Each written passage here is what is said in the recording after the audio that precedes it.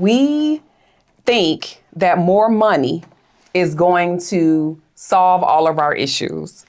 I will admit, money will impact a lot of situations in life and allow you the opportunity to do things that if you didn't have money, you could do. Mm-hmm. But it doesn't solve all your problems because money doesn't change who you are. It only amplifies more of who you are.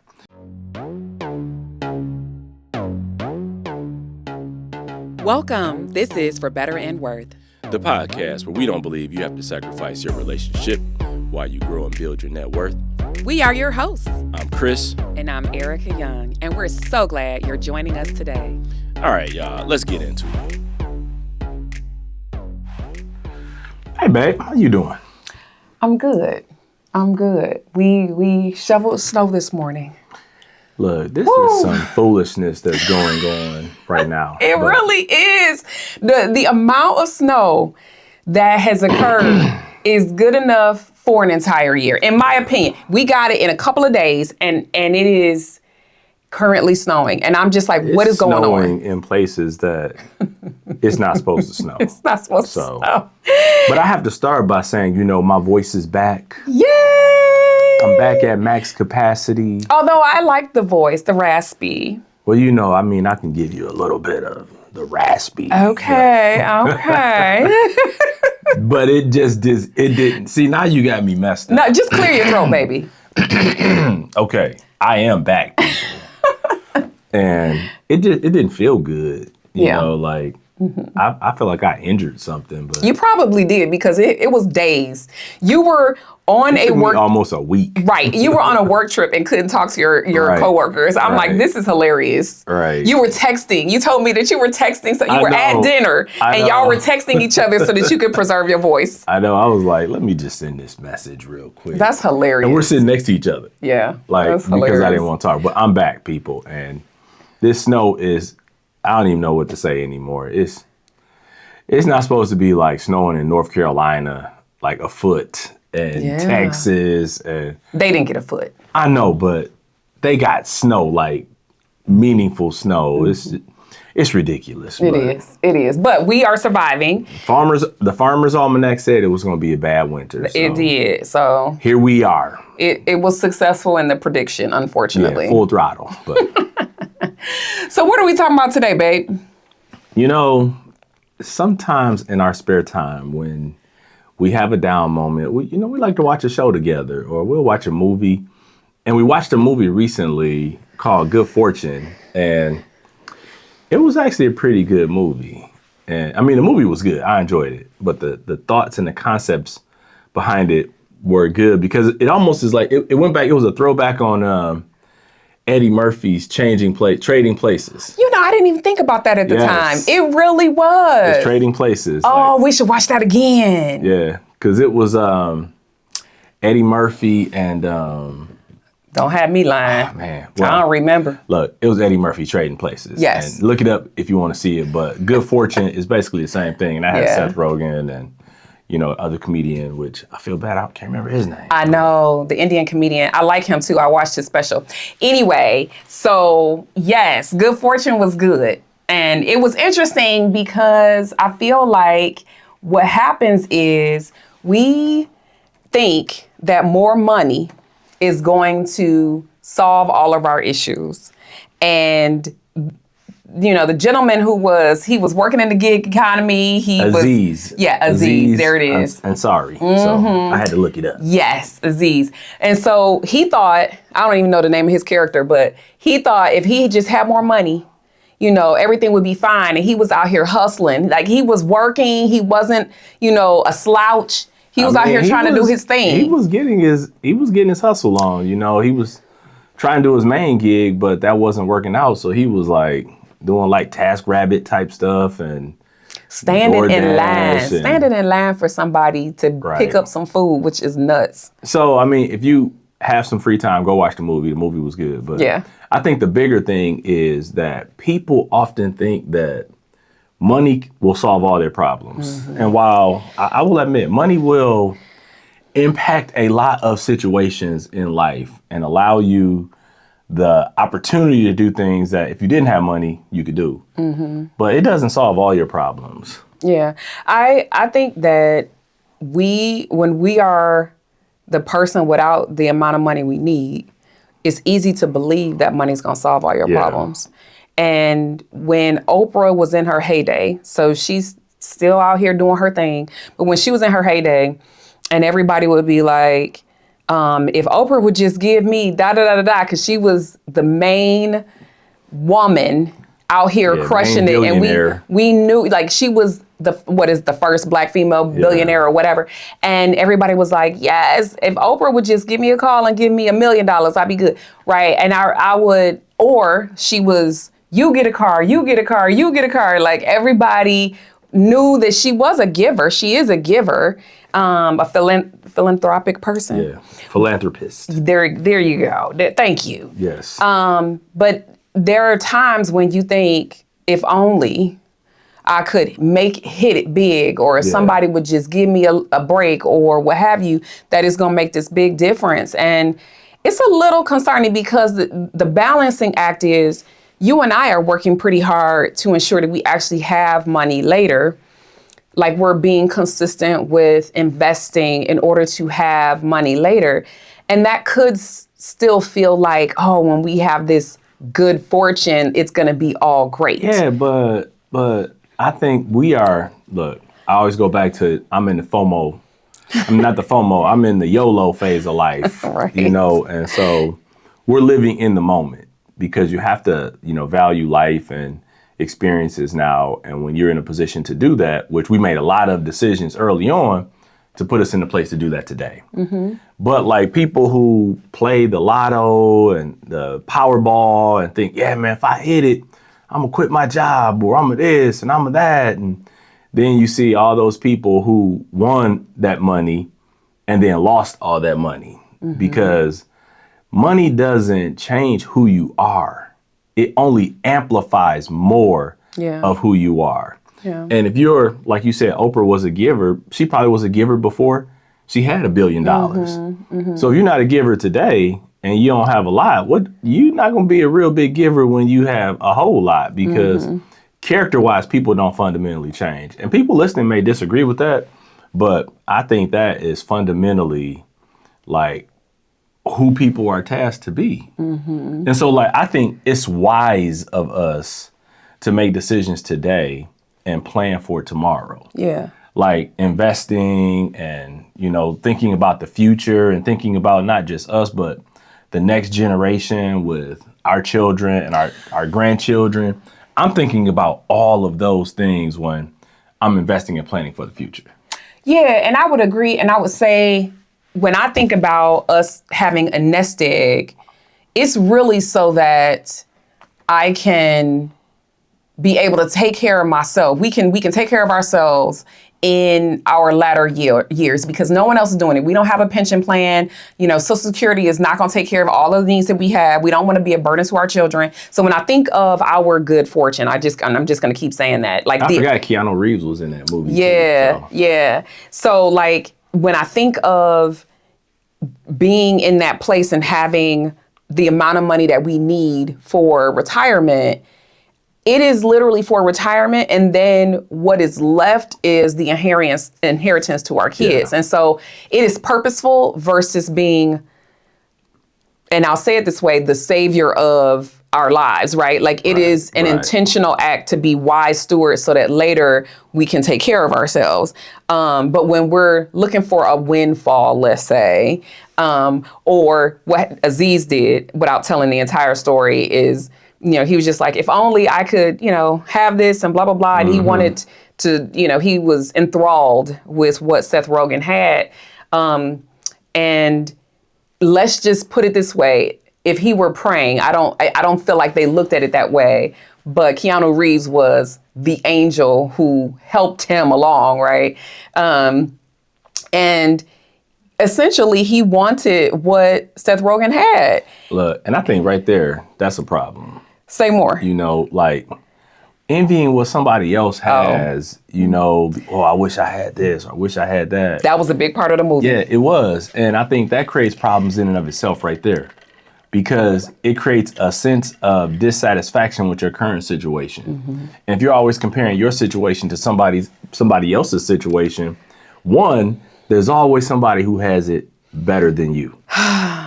So you can always be in this, conundrum of comparison, and that can keep you dissatisfied. Yeah. But there's always someone who's in a worse situation than you. And we don't look back to see, man, I'm in a good spot, because most times people just see what they don't have and where that lack is. And that's where sometimes you just got to find some ways to be satisfied and then work towards the next level. And that's what I think we really try and encourage people. That's why we say progress over perfection. You don't have to do everything perfectly, but you still need to be making progress. So let's just, back in the day when we got together, do you feel like you were, you didn't look at other people like that? Like, do you feel like envy crept in anywhere? I don't think so. I feel like before we ever met, I was just a driven young man, because I knew I wanted something better in life. Like even when I went to a high school that wasn't my neighborhood school, because I knew it was a better school and it would potentially give me some opportunities to get into college. So I made a sacrifice to go to a school that it was a challenge to get there. Then when I decided I was going to college, I had made my mind up, I'm going to college regardless. I'm gonna figure out how to pay for it. And though I had to take student loans, I just said, you know what, I'm gonna make it happen. And I worked like full time and went to school full time for a big portion of my college years. You were hustling. Right. So I was focused on the hustle. I don't think I gave myself time to be like, oh man, look at that car they have, or oh man, look at this, or look at that. I was casting a vision for myself of what I could create in my future. So not saying that, I never said, man, I wish I could do such and such or such and such. I just focused on like the bigger plan for myself, and just I bet on myself. Yeah, I think you knew the next step that was good for you and you took it. Yeah. And I don't think that I had envy per se or anything like that. And I actually think it was easier for us because we didn't have social media. Social media makes it worse. Social media allows you to see so many different people's... It makes the comparison game real. Oh, for real. But I think my difference was, sure, I knew to take the next step, but I feel like I've always been like a pretty hopeful person. I'm the sunny side up person. I'm the, like I'm always looking on the bright side. Yeah. And so I always believed in my heart that things would get better. And sometimes irrationally around things. Sometimes, it took a while for me to realize the reality of life because I was such a hopeful person. You're definitely more optimist. Right. I'm an optimist. So I'm always like, okay, but it's going to get better. Like I'm always thinking that, right? And I don't know how much better. I don't know that I don't always think it's going to be, this total and complete transformation quickly. But I do think that incremental progress over perfection, I wouldn't have termed it that way 30 years ago, but I definitely feel like I live like that. What's funny is people live in the camps of either optimist or pessimist most times. And I think it was some years ago when we were at our old church and they had us do this. I don't know if it was I wouldn't call it so much a personality test, but it was a sort of personality test. Okay. And I found out I'm a perceiver, yes. And I operate in like black and white, I don't do a whole lot in the gray. And so that's why I'm just like, you know what, man, I don't have time to focus on looking at what somebody else is doing. I got to focus on what I'm doing and what I can make happen. So I was always like, boom, what's the next thing I need to do? You are still like that. I know. And you always talk about perspective. And I feel like part of my role now is to be like, but hon, have you thought about this? Yeah. Or what about this? Or what if this happened? I appreciate that. And I think as it relates to thinking about, good fortune, we talked about the gig economy and how it was manifest in that movie, and it's manifest today. Because since I do travel a lot, I take a lot of Ubers or Lyfts, And I can almost You tell. employ a lot of gig economy people. Yes. Yes. And I can almost tell that this is like their full-time gig.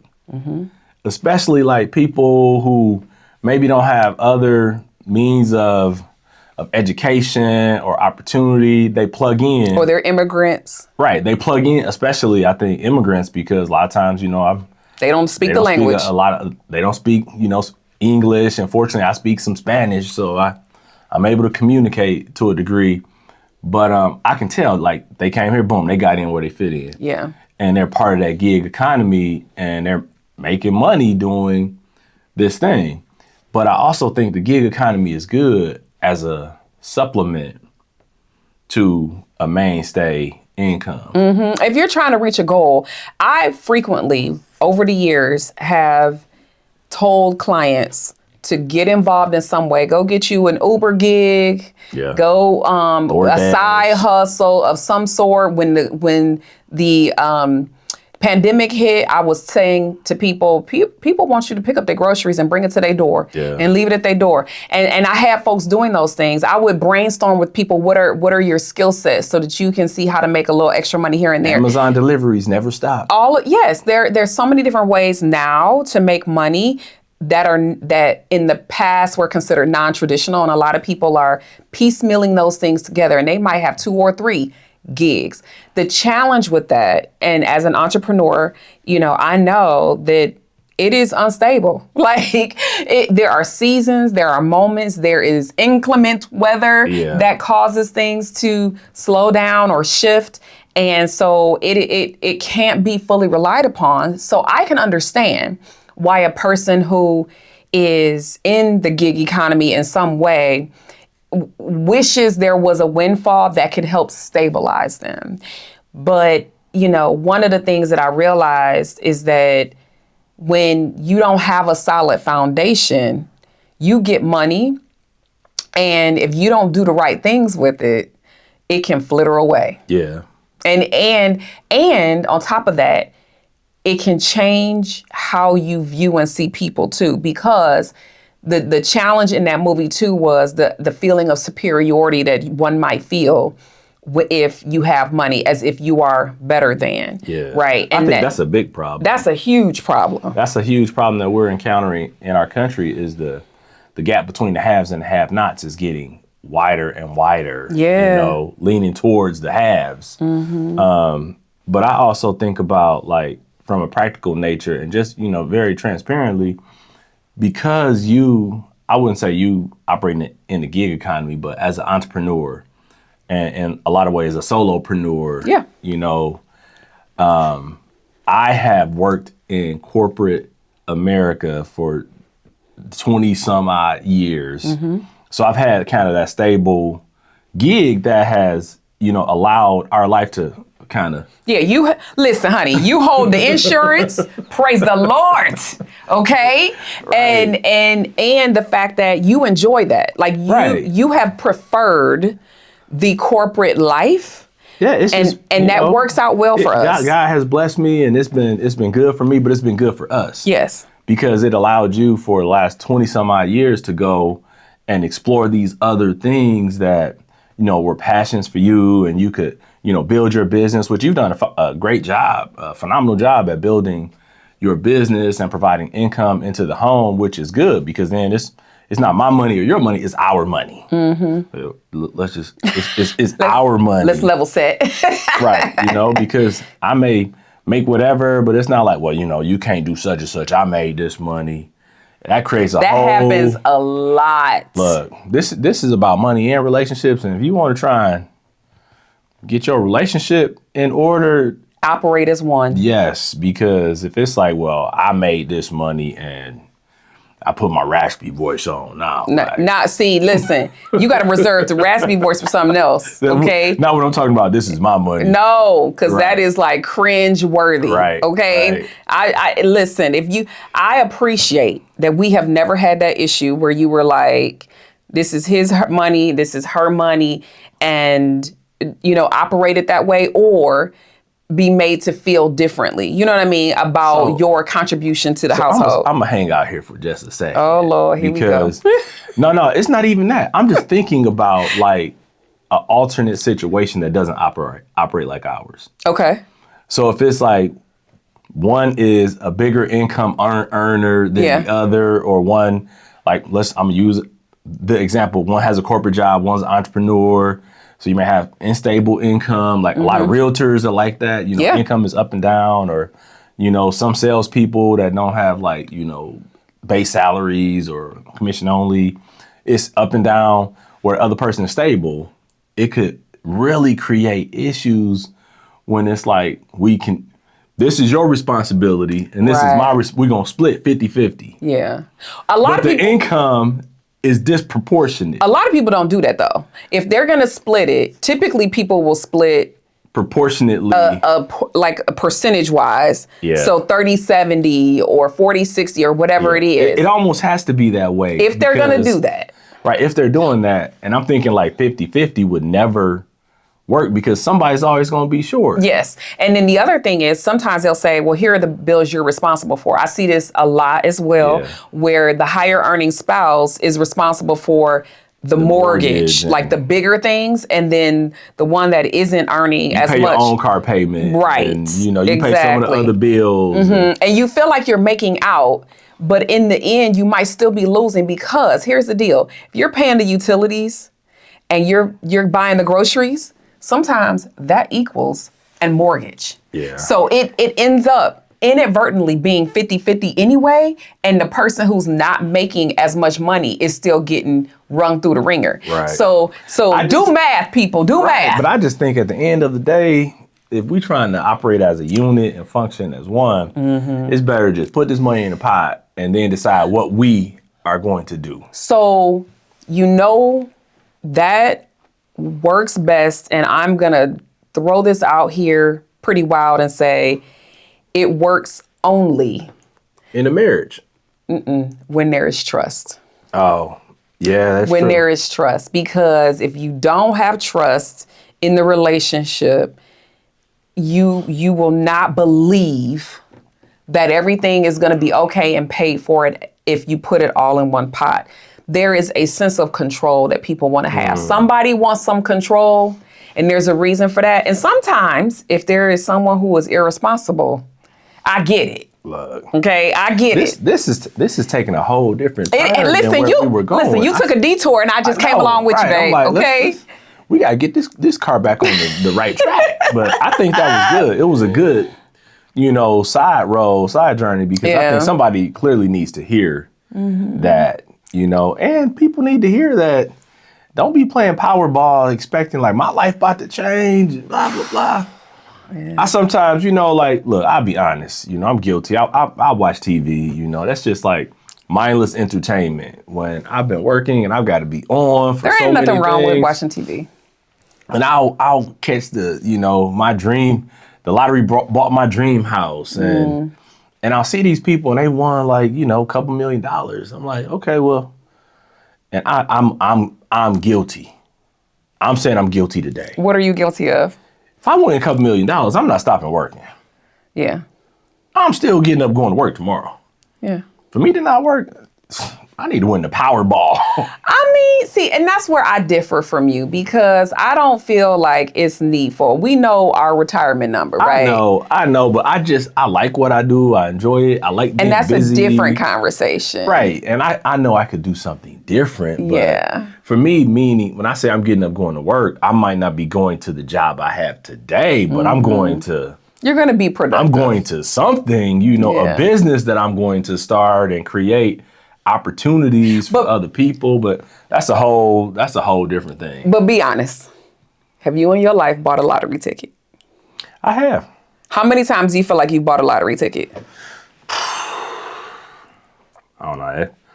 This gonna sound ridiculous, but I can't mess around with the lottery until it's like $1 billion. But I'm just saying when it gets so ridiculously high, that's when I'm like, what? Let me when I'm out and about, let me get 2 or 3 easy picks. I might spend $10 or something. Somebody won the lotto in Indiana recently. like about a month ago, Look, 2 months ago. I play once in a while, but it's usually when the pot is so ridiculously high. It's like, well, shoot, why wouldn't I? I have Throw never my $10 in. ever bought a lotto ticket. I know you haven't. That's why I had to buy them for us. Because I know you're not gonna be like, well, it's $1 billion. Let me buy $10 worth of tickets. I do not care that much. Like, and maybe I think it's because I don't believe in the odds. You know what it is? I'm gonna be honest with you. Okay. I buy it and I do like the quick picks. I'm not even like, okay, my birthday, Erica's birthday, the kids. Let me try and create this number scenario. Like grandma did. Right. I'm not trying to create this number scenario, then be like, Lord bless these numbers. I just be like, give me, the 4, 5 quick, $10 worth of quick picks. And if I want to be surprised. If I were to win like that, it would be like, you want it to be chance. What? I won? Oh my God. Because then I start thinking about, I could handle the money and know what to do with it. Because I'm going to put it to work and change some lives and create situations and scholarship funds. It's like, I'm going to play a lot. I'm going to buy me about 4, 5 cars just because I like cars. You got it all planned out. I mean, I can come up with a plan pretty quick. So here is what good fortune made me realize is that, so you have a game plan for the money, and I'm sure you'd be responsible and be a giver and all of the things. I don't. He didn't have a plan. He didn't have a plan, but also like in the end, he became snooty patootie. And he treated people different because his father was in the movie and he saw what happened with his father when the tables were turned, and there was a part of him that just didn't care anymore. And there is this whole idea of where is your character, and our kids are not about capitalism in large part. Like, they don't want the rich to get richer. And so when we're thinking about this, and part of it is because they do think that their character changes.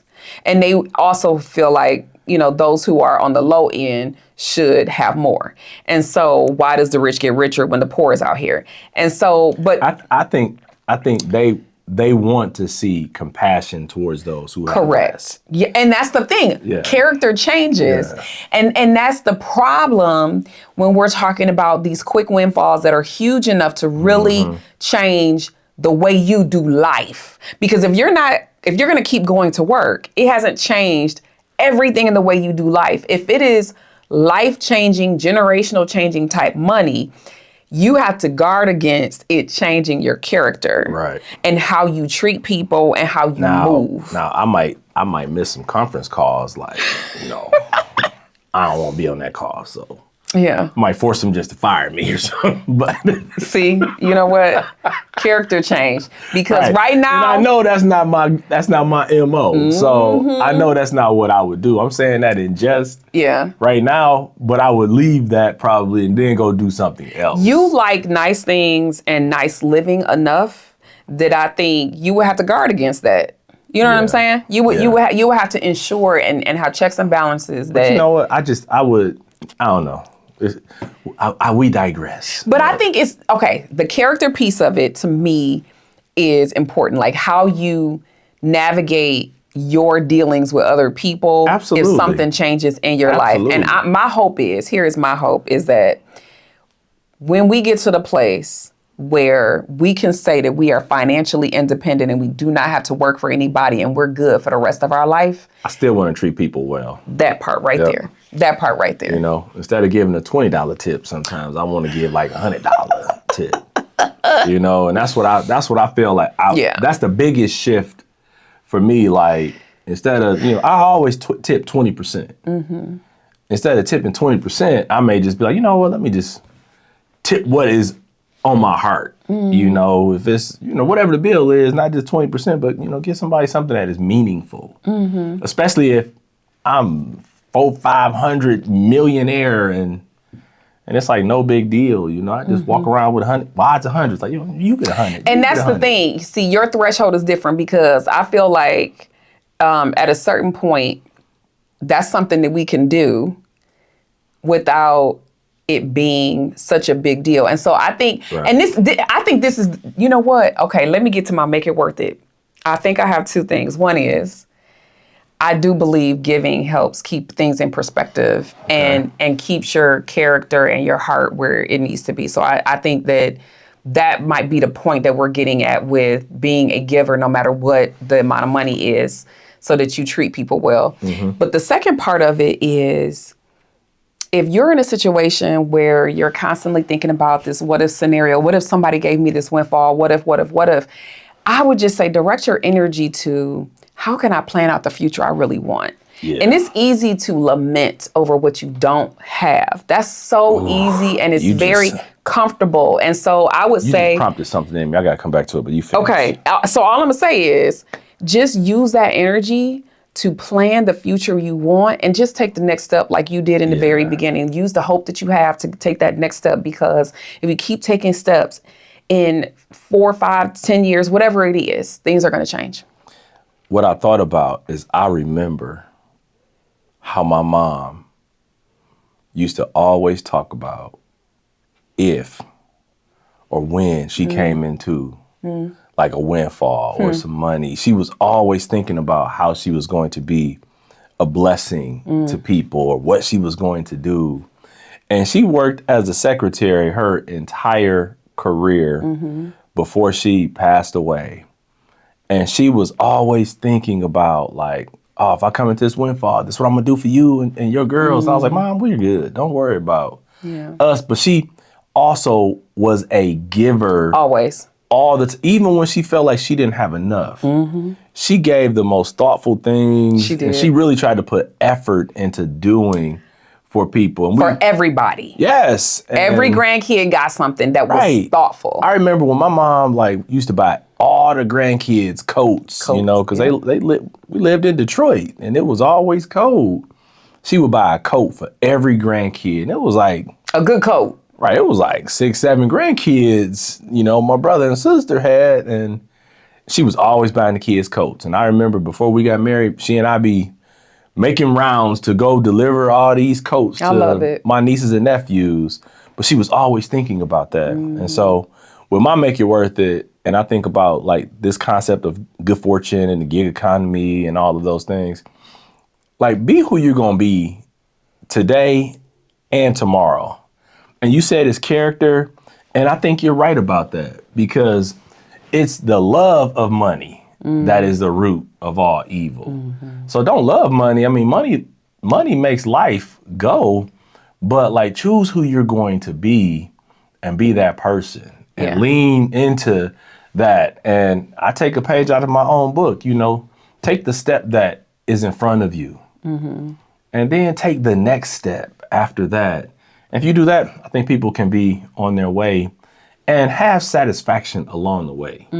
Because even though my mom didn't have a whole lot, and she would kind of be a dreamer, she still was very pretty practical. Satisfied with the life that she had. When she bought a house, she was like so happy and proud. When she bought her first car, she was so happy and proud. And, and she just made it work. And so I think that's my Make It Worth It. So, keep life in perspective, because people can get things twisted. Yeah, we're not trying to do that. So it's interesting. Now that I look back, I wonder if the title of the movie was a misnomer. Yeah. Right? It is good fortune. Is it really good? It was interesting. So. Yeah, it was interesting. But anyway, this was good, huh? Yeah, this was good conversation. Yeah. So we hope you guys enjoy. Keep pressing like, follow, and subscribe on YouTube. And until next time, we're out. Thank you for spending some of your time with us today. We appreciate all of your support. So be sure to subscribe, rate, and review us wherever you listen to this podcast. You can find us on Instagram at For Better and Worth. And sign up to receive our free guide, The 7 Reasons Your Money Relationship Isn't Working with Your Partner, on forbetterandworth.com. Until next time, we're out of here.